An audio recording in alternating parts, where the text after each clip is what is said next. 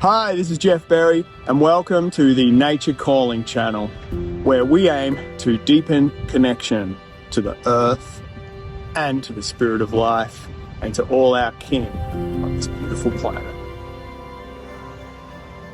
Thank you so much, Mayor Ward, for joining me for this conversation. We have known each other for decades now. We shouldn't probably count that too closely. Originally from your work with Ceres? No, originally from my work with Wathaurrung. Oh my God, it's true. Your beautiful band playing at my humble venue, Subterrane in North Fitzroy. Yes, thank you. So many good memories. We relived a few of those recently for a relatively sad reason. Yes, we did. But yeah, beautiful days. Music, be the food of life. But we're here to talk about nature and nature connection, which I know has been very deep and close to your heart for your whole life.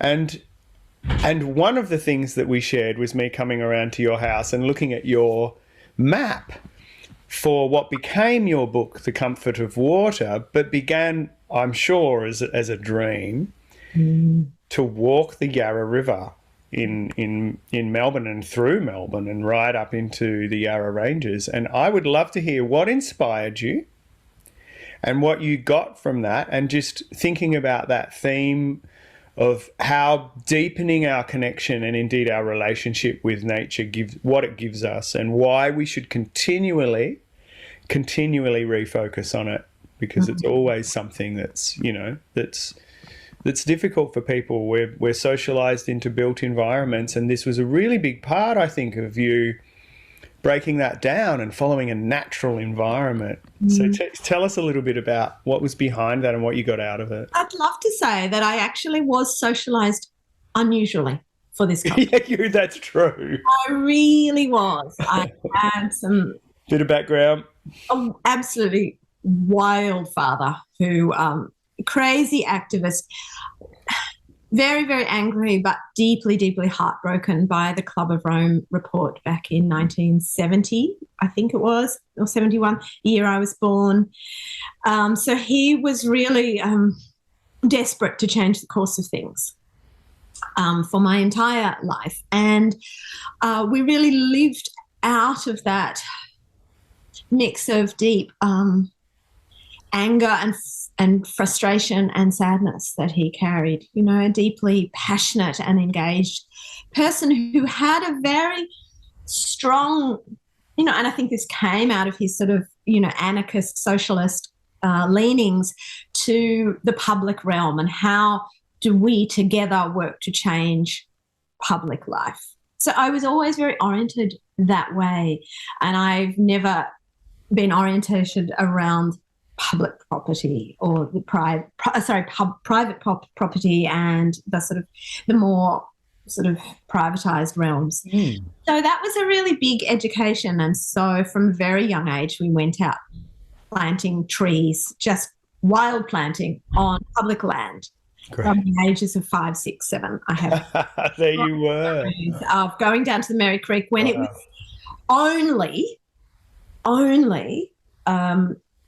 weeds and rubbish, and there was no path, there was no public art, there was no revegetation and bike paths and sweet little bridges and interpretive signage. None of that. All of that is there now, but I remember it before any of that. Just being a drain is how I think they were literally labelled that. And, you know, the Yarra River, the path that I walked, was labelled on those early maps, main drain number 1. Oh, ouch. Not even a name.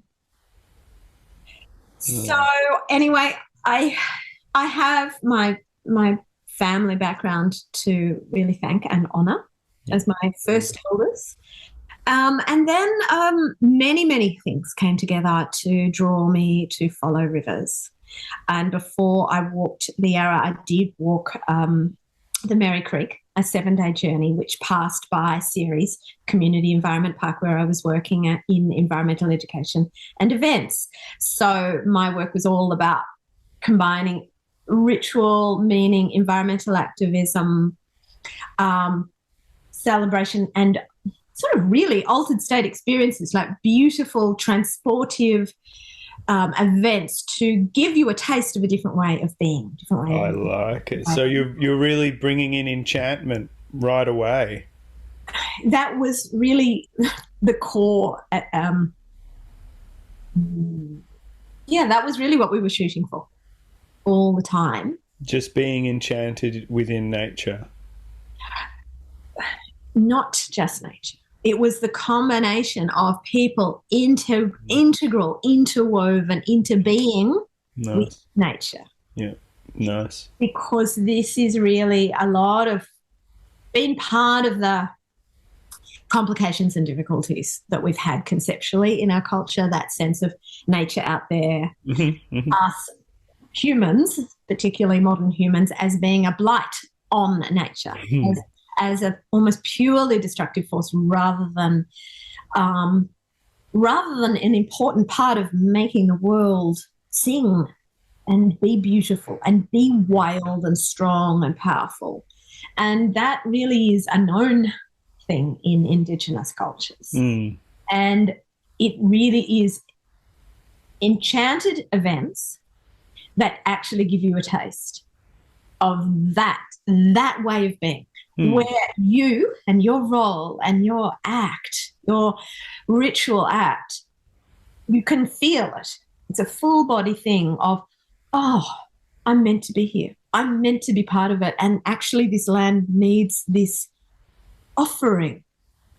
And when that happens, for some people it doesn't happen until adulthood. Some people it never happens. But when it happens, there's a big switch. Nothing is ever the same. There is a sense of, I'm in this. I'm part of this. My meaning making is not just my meaning making. It is the meaning making of Earth. And one of my favourite writers, Robert Bringhurst, says there's not a human culture. There is just the human part of the culture of the whole. Lovely. That's when that's experienced, as I said, there's a shift of orientation that rearranges everything. And so when it came time to walk the river, to follow Birrarung, an ancient songline, tens of thousands of years in age, and to do so that born out of conversation and collaboration with Wurundjeri elders, and for them to say, may the spirits walk with you, and for other people to say, thank you for giving our river a pilgrimage. It was all of that building into a sense of, oh yes, it's not just about me. It was with the group, and that was essential. But it wasn't just about us, the group. It was about everyone who loves the river, was giving something to the river that nourishes and supports the river. That you thank you for giving our river a pilgrimage, as if the river needed it. When you have the experience that the river actually does need it, again, that's the shift. And it's a subtle thing, and it's a complex thing, and it's something I almost don't really say lightly. I do want to tease it open a touch there too, because I have struggled with this concept. Everything you've said so far is just singing to my heart and to my values, especially the part about the belonging in the enchantment. Like, it gives you something as an individual, something we often miss, the feeling that we actually belong here. But also then you're coming around to this other space, and I've often thought, really, I feel like I'm beyond it now, but I think it's important to unpack for people exploring this space. Really, what does the earth need us for? And what the poets say, what the Indigenous poets will say, and Prechtel, I know we've both been well touched by also, will say is, well, it needs you to sing it up. It needs you to bless it. It needs you to sing its praises because it loves that. And if you don't, you're missing out. So can you flesh that one out a little more for us? I can, and let's just see where we go in this. Okay, let's. As in, I'm speaking into that space. Great. And that is, why I say it's a delicate thing is that it really is. It really is. Because it's pointing to that place which so many Indigenous teachers have taught me, and I now have the experience of, well, be careful what you say because the whole world's there listening. If the world has agency, you do need to be careful what you say because the world responds and demands, makes clear that it needs your courtesy, your etiquette. So I just want to acknowledge that I'm here. Can I show people the garden? Yeah, please. I would be sitting out there, except it's raining. And you are? You're in Warburton?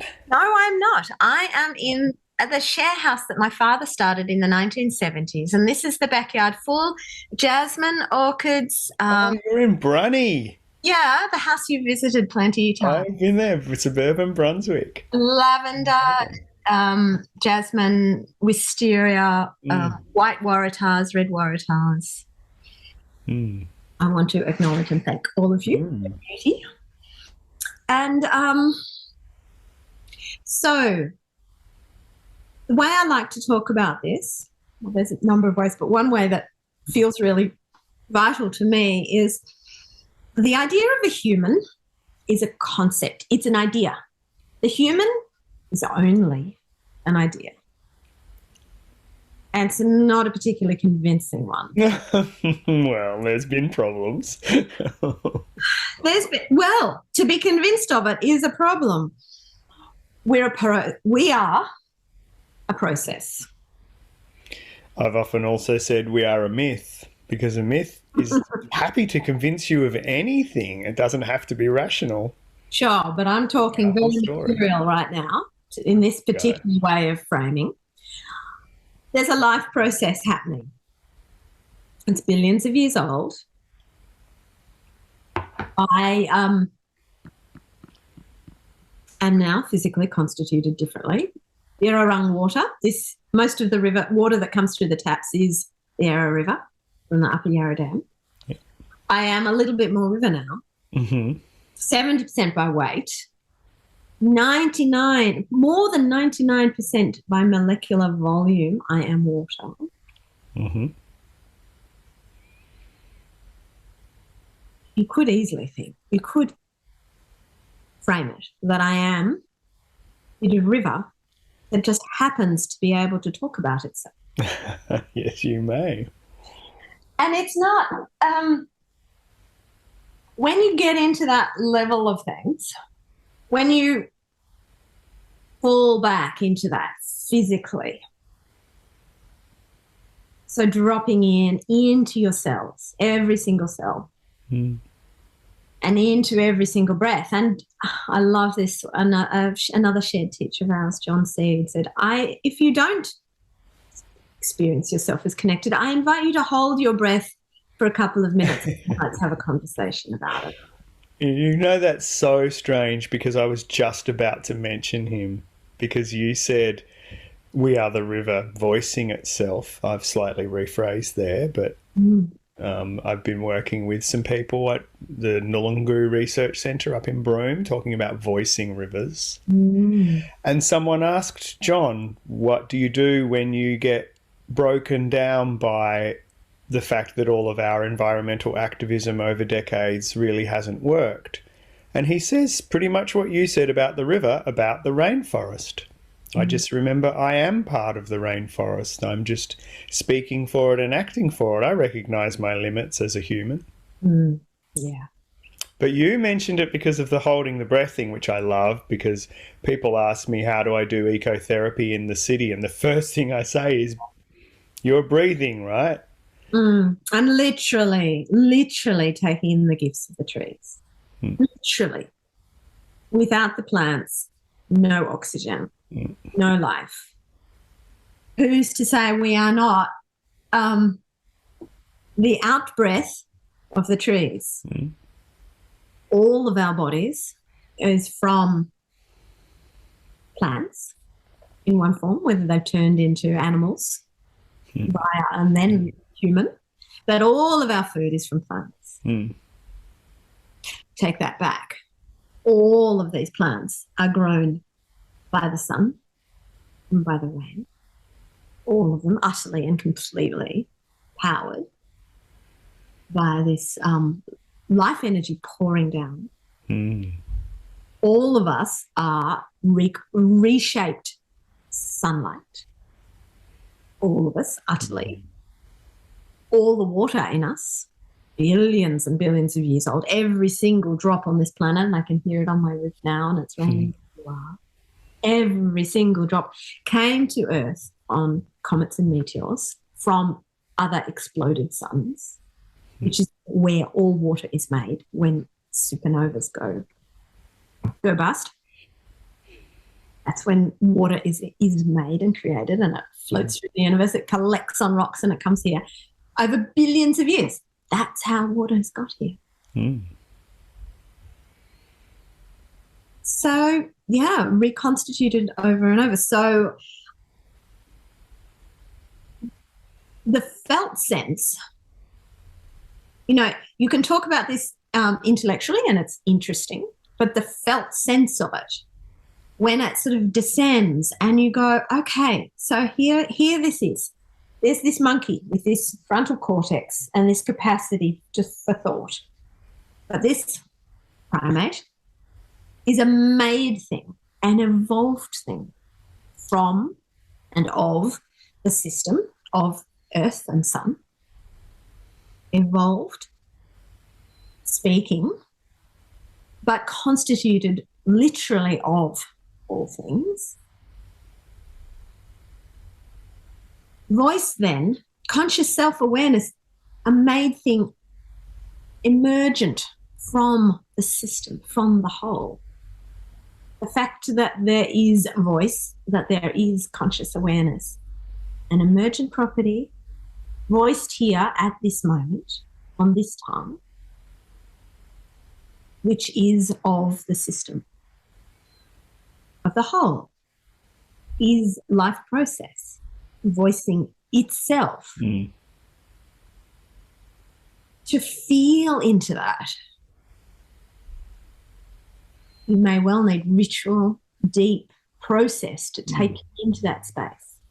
It might be the 6th day of a 7-day meditation retreat. It might be an ayahuasca journey. It might be giving birth. It might be nearly dying. It might be intense pain or love making, or just sitting with beauty and feeling it. And why I say that is because the notions that we're talking about, it's so important to remember, and we're helped here by science, which is giving us the story of, you know, of the millions of bits of information that are processed and comprehended by the system of the body. Far less than 1% of that goes to conscious self-awareness.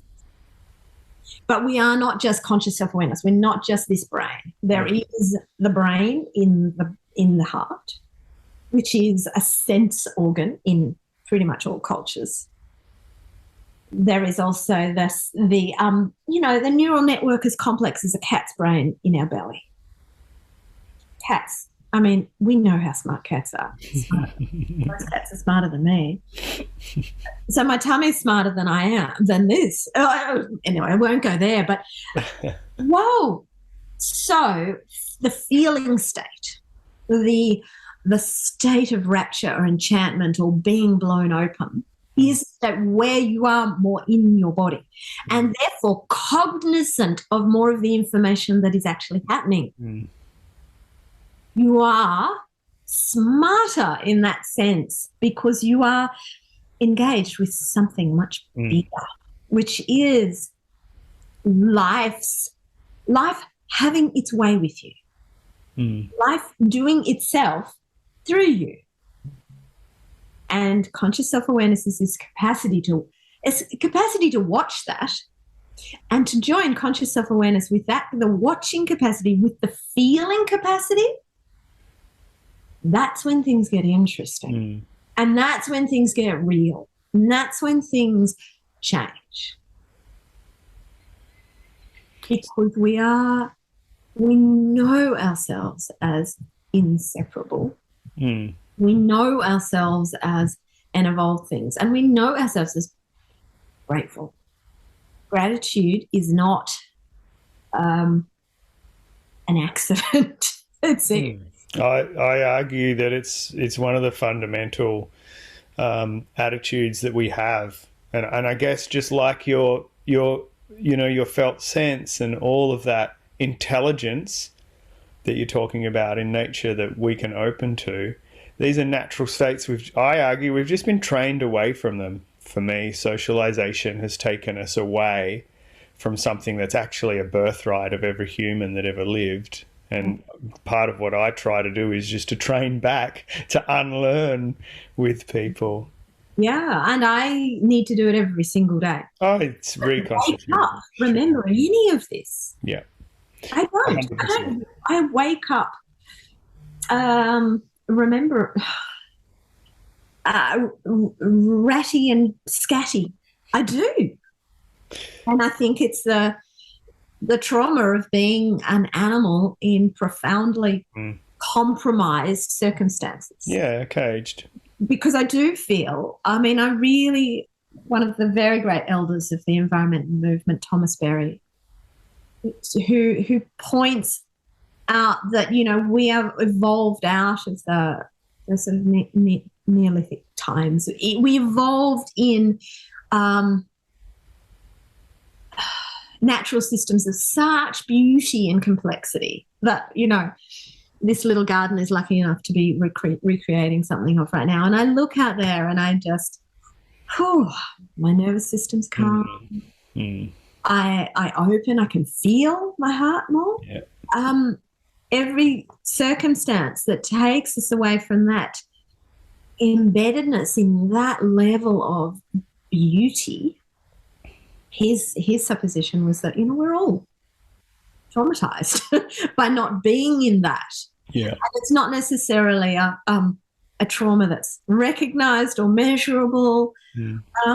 It's not where our culture sits. And partly because it's been so successful. Like, people take it as, people think the way we're living is normal. It's nuts. That's why it's a myth. It's just a powerful story. But I want to draw back into some of the beauty there as well. Thank you, Maya. That was a really lovely little patch. And go back to, you mentioned we can get it back. So first of all, as you say, you admit you wake up ratty and scatty. I'm the same. People ask, so on an eco retreat, I find people are just reawakening to this all the time, every day. Some people in the first session and others, as you said, maybe day 5, something like that. People are waking up to it sometimes with great relief, sometimes with a flow of tears. It's a breakthrough, so something has to shift. But I would love to come back to your pilgrimage. Yes, I realised we completely diverged. Yeah, well, you dared us to go where it was going to go, so fine. But, did that happen? Did that deepen as you walked through the days? Crazy. It was crazy. It was a pilgrimage. So it is a songline, whatever that means. And I can only have a very, very, very partial understanding of that. Yeah. But I knew that I was walking on something deep, mysterious, outside my ken, vitally important for the culture that had thrived here for tens of thousands of years. So it was with great sort of honour and trepidation that I set out into that. And extraordinary surprise that the aliveness of being a pilgrim or walking a songline, and these are things that take a long time to unpack. And I know we don't have a great deal of time to do that, but it was shatteringly deep. Pardon? It was shatteringly deep. And it started very quickly. And, I wrote a book about it because it was I needed to share this strange thing. And I tell a story in the book of opening the front door of the house that I'm actually in now. And this was 19 and a half years ago, opening the front door and stepping out onto the welcome mat. And for the first time, feeling the welcome was to the world. It was boom.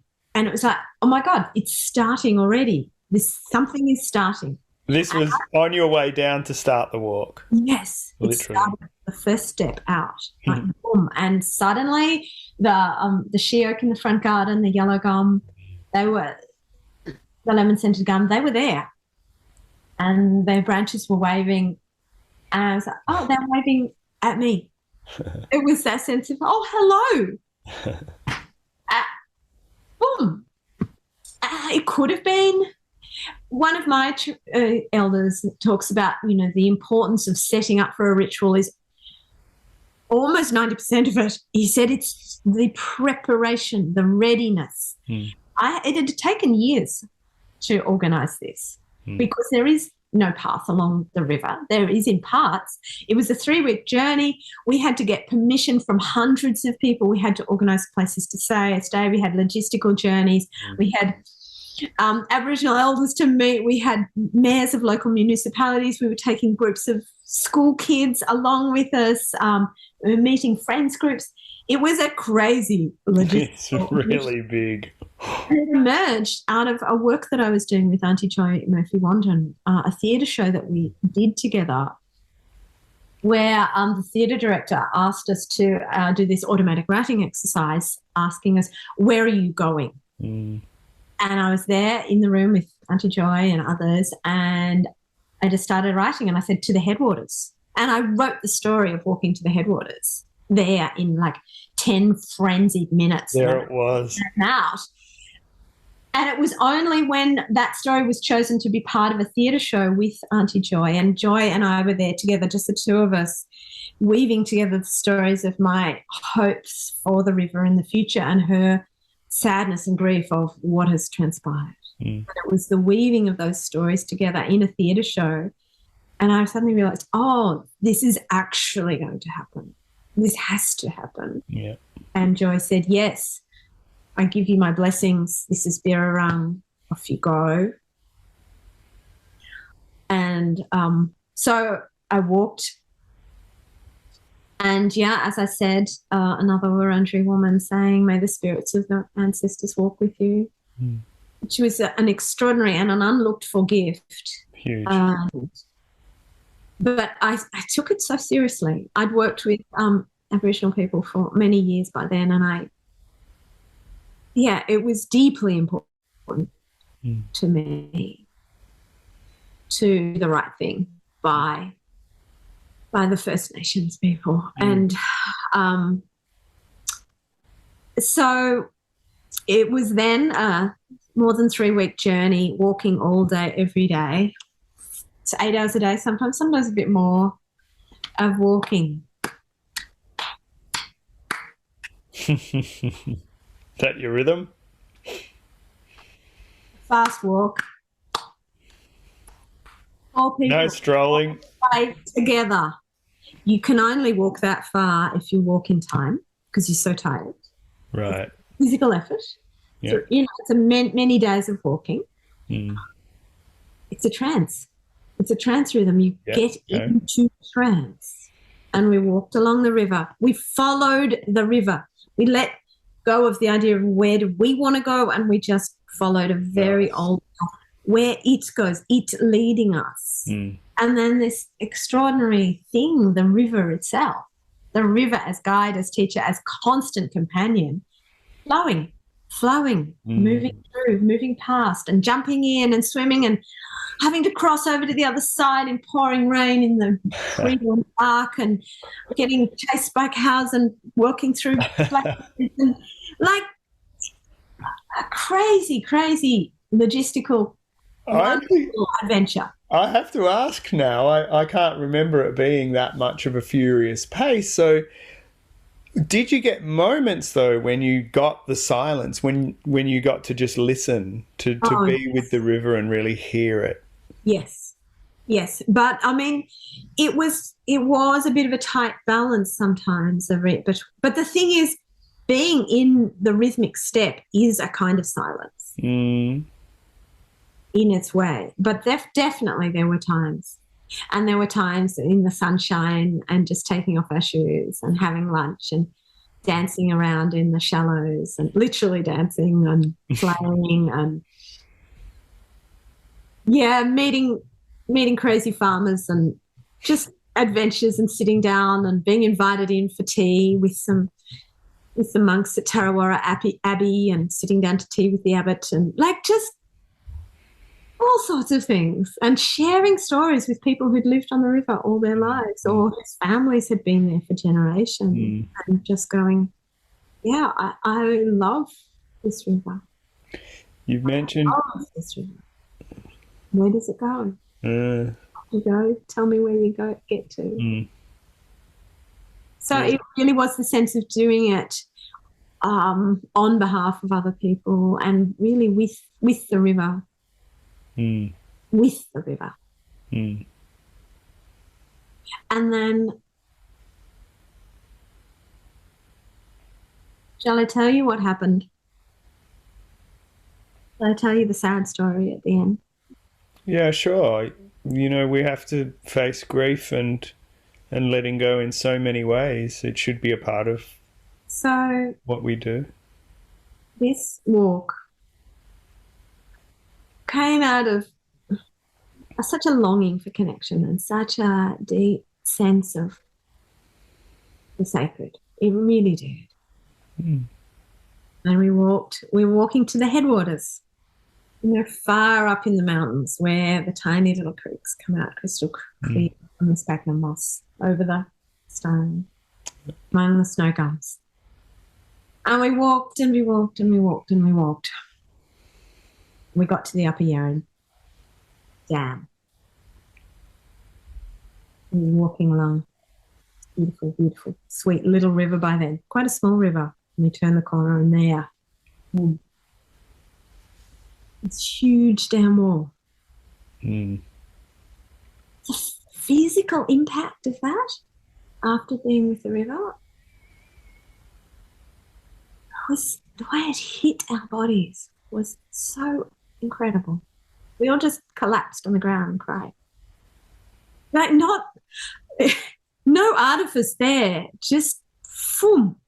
And a friend of ours was also with us, because we had supporters and we had people we stayed with and things. So the person we were staying with that night had come along and she was walking a bit behind and she said it was like the hobbits approaching Mordor.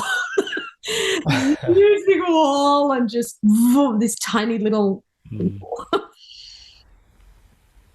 We got there and we'd asked for permission. We knew we were approaching this. This isn't actually the end. This is a part of the story. Yeah. We had to get permission to walk through the Upper Yarra Dam.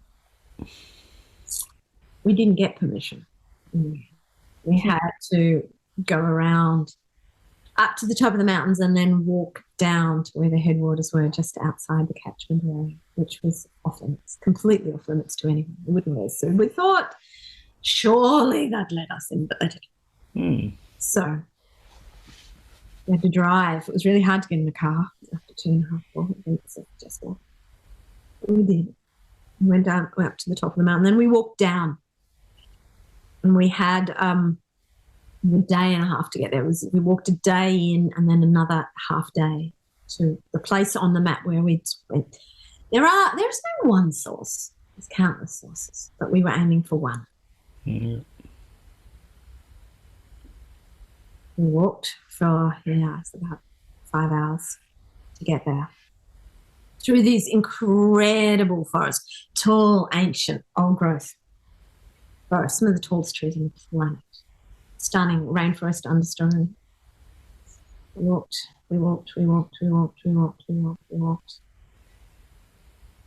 And then we came to a vast clearing.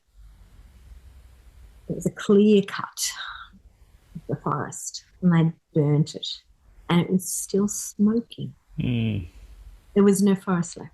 A beautiful, beautiful forest we walked through. It was all gone. It was this giant clearing, smoke rising up and black stumps. Nothing left, nothing left, nothing. They're supposed to leave parts of it. They don't. Mm. They don't. And we just broke. We just completely broke. And I remember I had a beautiful little white shell that my friend who worked on forest preservation for the Wilderness Society. She'd given me this little white shell, and I got it out and I realised it was a broken shell. And I put it on this black tree stump. And we all just completely fell apart. Because that was our source. Oh, so interesting. Is that inside that terrible, terrible grief was something burning really clear and right in me of like, this is the truth of my journey. This is the truth of my pilgrimage, because this is the time that I'm in. And if I didn't come here, I would be trying to see like this through this time to reach some kind of fairy tale where this is what's happening. We actually instead found the real world. How ironic. Something about that just shattered me in the right way into something very powerful. And that was the reason I spent 7 years writing that book. And that book's been read by not millions, 3,000 people, but, it's gone out there and it's like, what can you do? What can you do? It's had an impact, and, and the comfort of water for anyone who hasn't read it. But this is the disenchantment, isn't it, of modernity? Like we've talked about replacing ourselves, refinding ourselves as a part of nature. And how we have to do that beyond recognising the evils of modernity, the devastation upon the earth that it has wreaked. And then ironically, you've just tranced your way through 3 weeks of this beautiful river relationship and then come back to it. So I would love, with the little bit of time we have left, to come back to that kernel. It's almost, well, you mentioned it's almost like a rebirth. You mentioned a little birthing. It was a strange initiation. It really was. That's a great way of putting it. But it was the thing that had to happen to come into greater truthfulness and kind of robustness that we need to, that this deep spiritual experience that it was for me is also grounded in kind of the holy activism that we need to be involved with, but also the surrenderness to the tragedy on some level. It's what we're in, and to be with what we're in. There's a medicine in that.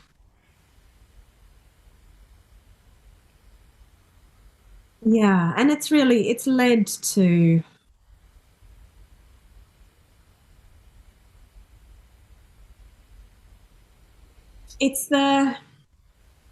what is it?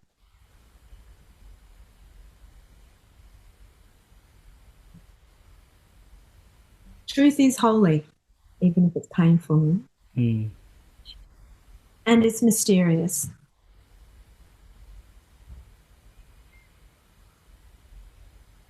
And it eludes any clear answer. Yes, it's more than human, it's more than rational, and it's the great mystery. That's right. That's right. We're caught up in something, us humans, and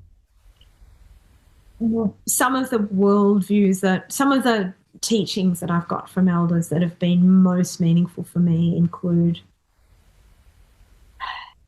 there's a spiritual feeling that you can get when you're in these deep spaces of everything is as it's meant to be. Mm. How does that possibly reconcile with activism and the need for transformation? Mm. Paradox. Big Sitting with that and being made more complex by those difficulties, being made more complex somehow. Yeah. I read there's a teaching by Stephen Harrod Booner, the great writer and herbalist, who says, you know, if we really surrender to what Gaia might be doing, his wonderful story that he tells about what have humans been busy doing? Well, they've been sending out things like space probes full of bacteria out into the universe in this wild burst of technological mayhem. Serious activity all of a sudden. Serious activity, seeding perhaps life in other parts of the universe. And it's like, oh, yeah, right. Maybe we are simply the loft on the seeds of the dandelion that is spreading its next planting somewhere out into the universe. And I'm like, yeah, we may well. Wow. We could be that small and that grand and that okay. That perhaps this is just part of the plan.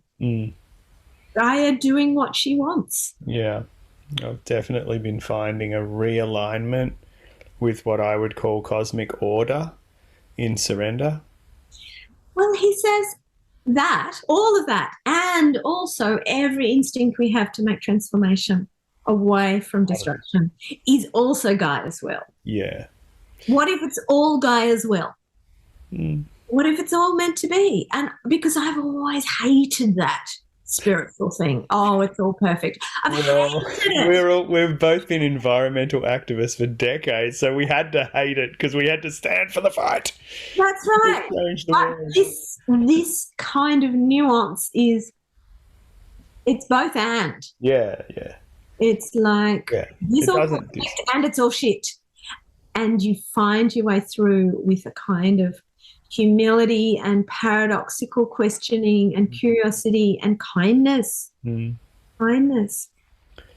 And I have found gratitude has returned once again, endless practice. And, you know, when you worry about should I or shouldn't I always think, well, if you're coming out of gratitude, it's probably the right thing to do. I give thanks for life. I recognise, you know, my battles on the environmental activist front have been, you know, have not borne fruit, and we're all realising that in our different ways.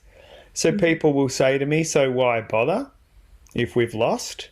I say, well, what's the right thing to do? You wake up. The right thing to do is to give thanks for this opportunity to be incarnate in a primate body with a bit of self-awareness, as much as we can muster. You should just give thanks. And yeah, I'm still very much dedicated to liberating souls and spirits. And I will still occasionally now, much less so, participate in activism. I feel like my work now has to be in the space of just reconnecting people and being humble.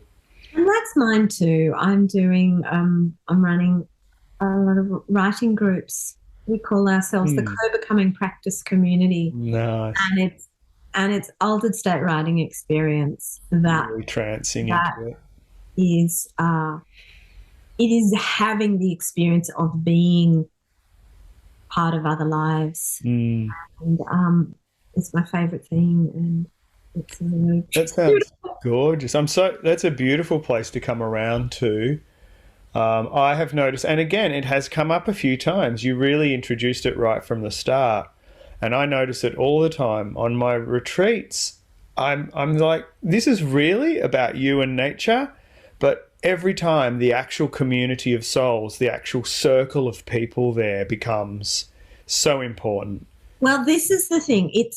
It's so important that we don't try and do earth spirituality in a Protestant kind of privatized way. We've got to do it collectively. No. And that is really so much of the teaching of Indigenous people. Yeah. We all hold part of it, and we are all so much stronger when we do this in Yeah. We amplify. in this way is amazing. It's not about one-on-one. I don't. It's almost like you're 360 degrees. Everyone just takes up a point on the circle, and then we amplify to create something greater. Yeah. Nice. Thank you, Maya. Thanks for the chat. Thanks for watching, and please consider liking this video.